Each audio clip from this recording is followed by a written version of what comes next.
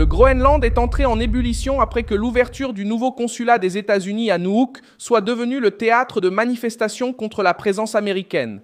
Précisément au moment où l'envoyé de Trump, Jeff Landry, a porté sur l'île le débat que l'élite européenne tente de cacher.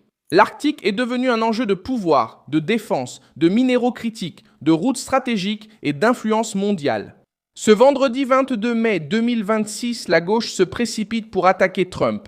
Mais le bruit dans les rues révèle quelque chose de plus profond. Lorsque Washington a de nouveau porté son attention sur le Groenland avec insistance, le Danemark, les politiciens locaux et les groupes anti-Trump ont paniqué. Ils ont compris que cette île glacée, jadis oubliée, est devenue l'une des plus précieuses pièces de l'échiquier face à la Russie et la Chine. S'il ne s'agissait que d'une visite diplomatique, pourquoi tant de gens ont-ils paniqué lorsque Trump a placé le Groenland au centre de la carte ? Que Trump a-t-il révélé au Groenland? Qu'est-ce qui a rendu l'élite européenne si nerveuse? Pourquoi ces protestations éclatent-elles maintenant? Comment la lutte pour l'Arctique est-elle devenue un nouveau champ de pression contre la Russie, la Chine et l'ancienne bureaucratie européenne?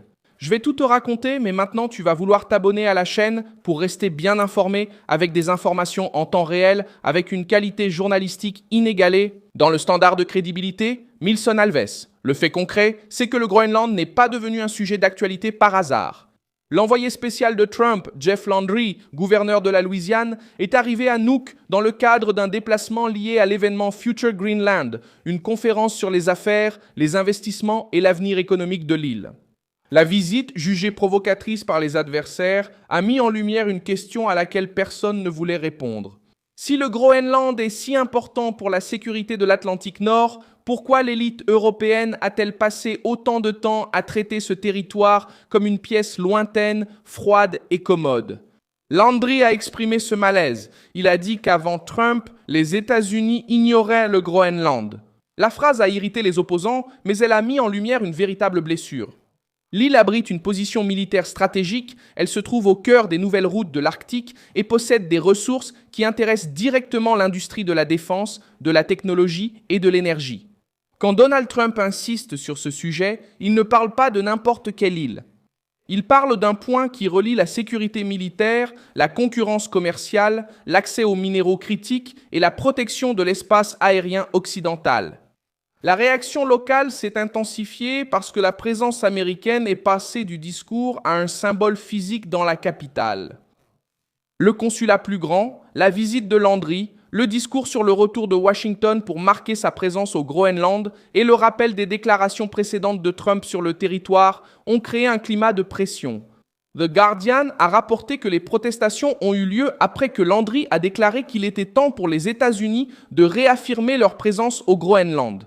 Au milieu des critiques concernant une possible expansion militaire au-delà de la base de Pituffik et sur l'intérêt américain pour la position stratégique et les terres rares de l'île, c'est là que la panique apparaît.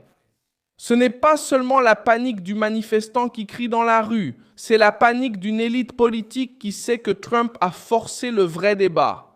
Le Groenland compte environ 57 000 habitants.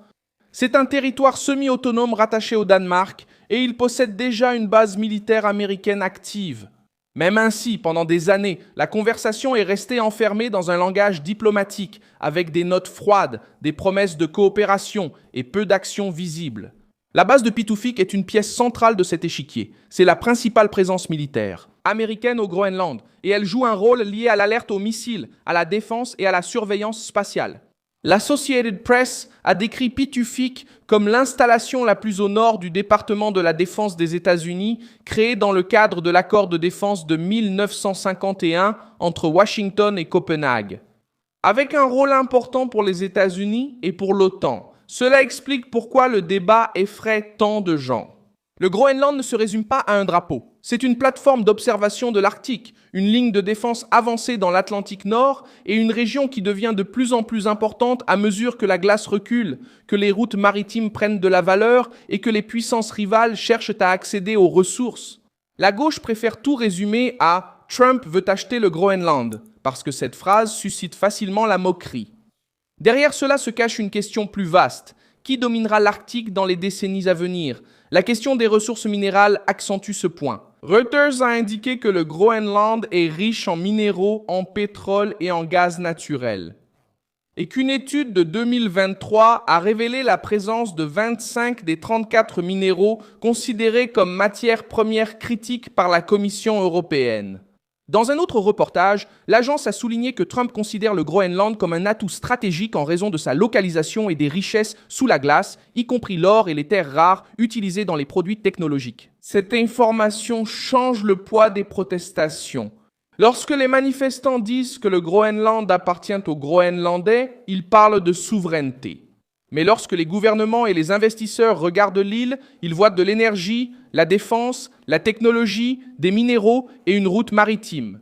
Et lorsque Donald Trump place les États-Unis au centre de cette conversation, il oblige le Danemark, le Groenland et les alliés de l'OTAN à sortir de leur zone de confort. Ce qui était considéré comme un sujet lointain est devenu une urgence. La Chine entre aussi dans ce calcul, même si beaucoup préfèrent faire semblant qu'elle n'est pas dans la pièce. Reuters avait déjà signalé que des entreprises chinoises cherchent à participer à l'exploitation des minéraux de l'Arctique, y compris des terres rares au Groenland, ainsi que du minerai de fer et du nickel dans d'autres régions du Grand Nord. Cela montre que le vide laissé par l'Occident ne reste jamais vide très longtemps. Quand Washington hésite, Pékin s'approche. Quand l'Europe tarde, d'autres occupent l'espace. Le gouvernement groenlandais tente de répondre avec la phrase la plus sensible du moment. Le Groenland n'est pas à vendre. Ce message a une force politique locale et sert à rassurer la population. Mais cela révèle aussi que Donald Trump a placé l'île à un niveau que Copenhague et Nuuk ne peuvent plus cacher. Si le Groenland n'avait aucune valeur stratégique, il ne serait pas nécessaire de répéter qu'il n'est pas à vendre. Cette insistance confirme une réelle rivalité sur l'avenir de la région. Sobre o futuro da região. Le Danemark a également été poussé au centre de la crise. En janvier 2026, des reportages ont indiqué que la première ministre, Mette Frederiksen, évoquait une pression inacceptable sur le Groenland et avertissait que la phase la plus difficile était encore à venir. Ce ton montre que la direction danoise a compris l'ampleur du problème. Donald Trump a rendu public le débat et mis en avant la relation États-Unis, Danemark, Groenland et OTAN devant l'opinion publique de l'OTAN. Le journal a également mentionné un Américain nommé Clifford Stanley qui essayait de recueillir des signatures en faveur du versement de 200 000 $ pour que les Groenlandais acceptent d'entrer aux États-Unis. Cet épisode est devenu un argument pour la gauche, car il semble exagéré et facile à attaquer. Mais même ce cas révèle une chose. La discussion n'est plus théorique. La souveraineté du Groenland est devenue un objet de dispute publique avec des propositions importantes, un rejet dans les rues et une réaction des autorités. La question soulevée par Trump ne retombera pas dans le silence. Le Groenland s'engage pleinement dans la lutte pour l'avenir de l'Arctique. Les manifestations à Nuuk n'effacent pas cette réalité. Elles montrent simplement que l'île a pris conscience de sa propre valeur au moment où les puissances mondiales se disputent le territoire, les routes, les bases, les radars et les minéraux. La gauche se réjouit des cris contre Trump, mais Evita a admis l'essentiel. Si le Groenland est en panique, c'est parce que Trump a révélé que cette terre glacée vaut bien plus que ce que les cabinets européens voulaient dire à voix haute.